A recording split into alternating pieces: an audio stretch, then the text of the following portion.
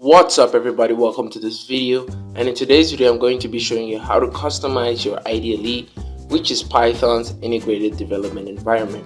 We're going to be giving it a dark theme, we're going to be changing some of the colors, and overall we're going to make it look a lot better and more pleasing for you to code. If you end up liking this video, drop a like down below and also comment and subscribe to this channel so that you do not miss any future updates. Anyways, let's get right into it.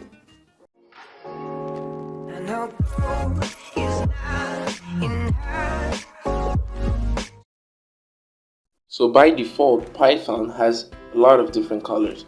It has a specific color for print statements, strings. Also, it has a specific color for built-in keywords and for initializing functions. But in today's video, we're going to be changing some of those colors, and we're also going to give it a dark theme. What I want you to do is click the options menu on your IDLE and click on configure IDLE. This will open the configuration window. And I already have a custom theme here. It's what we want to accomplish at the end of this video, so stay tuned so that your IDLE will have that dark theme. So I'm going to delete my custom theme for a second here so that I can show you the exact process on how to make your Python IDLE look just like that. So first thing you want to do is set all the background colors. So the first thing we're going to edit its color is the string. So find any string on the screen and click on it. Once you click on it, the color of the string is going to appear on top. Now I want you to click on the background and click choose color for. And the background I like to use has an RGB value of 30. So the red is 30, green is 30, and blue is 30. That is the background I like to use because it's not too dark and it's still not black. So it's kind of that deep gray feeling, which is a great color if you want a dark theme for your IDLE. Now I want you to add this background to custom colors because we're going to be using it a lot in this video. So add it to custom colors, whatever your background is going to be, and then once it's added you can click OK to confirm that. At this point it will prompt for you to enter a name for your new theme. You can use anything you want, but make sure you put that name there and save it.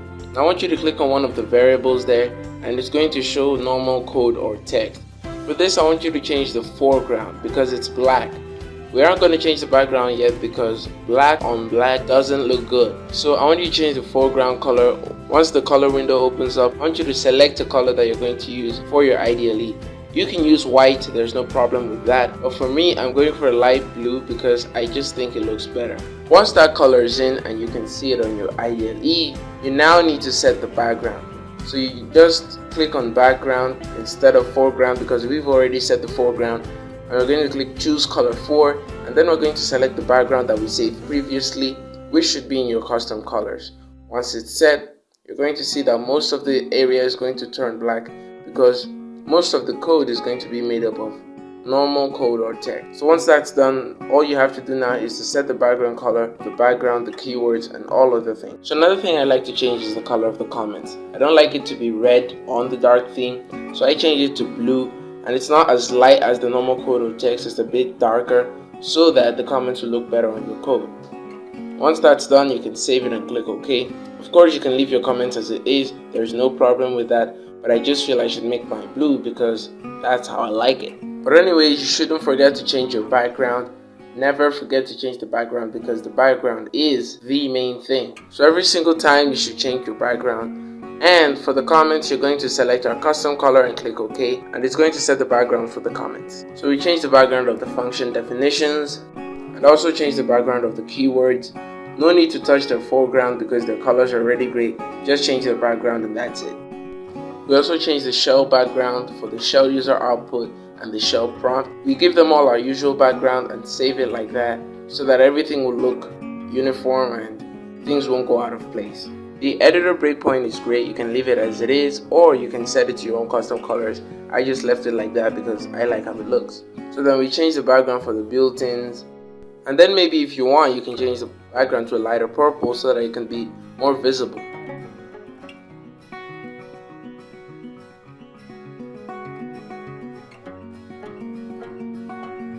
So for the code context section, the background is going to be lighter than the normal one so that you can clearly see that this is a code context and this is normal code. So you're going to make it around 60 or higher, but make sure it's a bit brighter than the normal or darker so that you can easily notice it. And then you can change the foreground to yellow or blue. I chose yellows. You can also choose any of the other colors there. Just make it look great how you like it. So now I want to show you how this looks. So we're going to apply this onto our Ideally and see how that looks. As you can see, guys, we now have the dark theme in our Ideally, both on the shell and in our file window. So this is looking great so far, but I just noticed that the cursor isn't visible. And when you come back to your Ideally window, you can see that the cursor is still dark. We have to change that to a light color. So you can set it to the blue that we use for normal code or text, or you can set it to white like I did so that you can easily see it when you're coding. So once you've done that, as you can see, the cursor is now visible. You can see it easily, and you can know where you're at in the code so that you can type your code. So I just noticed that the print is a little too dark. All I did was lighten it so that it could be more visible. And as I say, you have to customize your own preferences to your own colors. So don't forget to do what you like. So guys, just wrote some code to show you the new colors. As you can see, there's the keywords, there's the normal code, and there's also the function definition and also the print statements. So I highlighted most of the colors here. Of course, some of the other colors are in the shell, but as you can see, the dark theme is looking great right now. If you're satisfied with this, then that's great. You can continue to use your Ideally like this. There's no need to modify anything else. But another thing you can do is change the font to make it look better to you. So you can use any of the fonts in the Customize Ideally window. There are many fonts there. You can just select the one that's best for you. But I tried most of the fonts and I wasn't satisfied with them. So I'm going to show you how to import a new font. I'll show you how to download it, and I'm also going to show you how to use it in your Python Ideally. So the font that I settled for is the JetBrains Mono font. This is the same font that's used in PyCharm if you install it.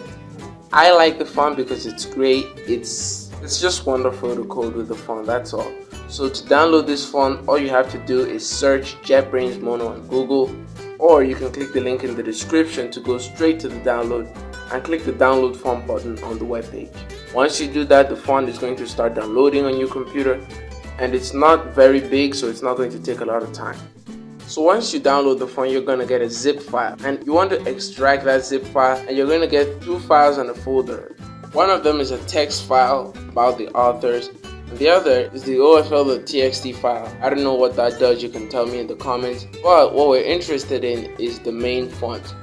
So you have to open the fonts folder and then open the TTL folder. Now this is all the fonts that are in the JetBrains category. They have the bold fonts, the italics, the extra bold, everything is right here. So we're going to need all these fonts. To install these fonts, all you have to do is open your control panel.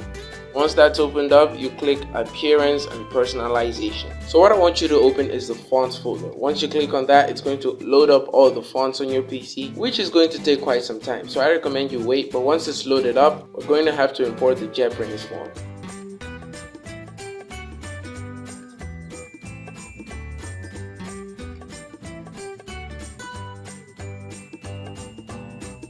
Now once the font opens up, I want you to go to the JetBrains folder, select all files by hitting Ctrl A or just manually selecting all the files, then drag and drop them into your control panel font. So select all of them and we drag them into the control panel.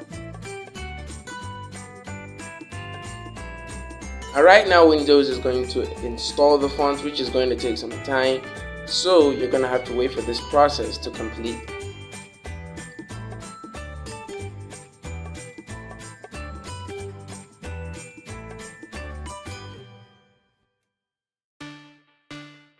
Once all the fonts are done installing, that means you can use all of the fonts that you imported on your machine. So what I want you to do is to close the control panel and go back to your Python Ideally window. We need to go back to our Configure Ideally window, and we need to check if the new fonts have been installed. So you go to your options and click on Configure Ideally.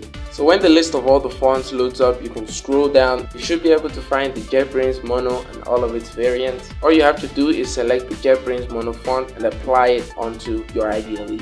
Now, as I said earlier, this font is also used in PyCharm. and all of the software is developed by JetBrains. It's a free open source font, so you can use it in your programs, and that's good because this font is a great font. It's easily readable. I liked it when I saw it on PyCharm, so that's why I decided to apply it on my IDLE, and I also use it when I'm programming a lot. So it's important. If you like this font, you also need to install it because it's a great font. So as you can see in this video, we've added our own custom colors to our IDLE. We've given it a dark background, and we've also added our custom font to it. Installed it onto our computer, and we used it on our IDLE. In the next video, I'm going to be showing you the best mobile IDEs that you can use on your mobile, and after that we're going to continue with our Python tutorial. Thanks for watching this video. If you enjoyed it, drop a like down below, and also subscribe to this channel so that you do not miss more quality content like this. Also, you can join my Discord server. The link is going to be in the description. Anyways, stay happy coding, and I'll see you in the next video.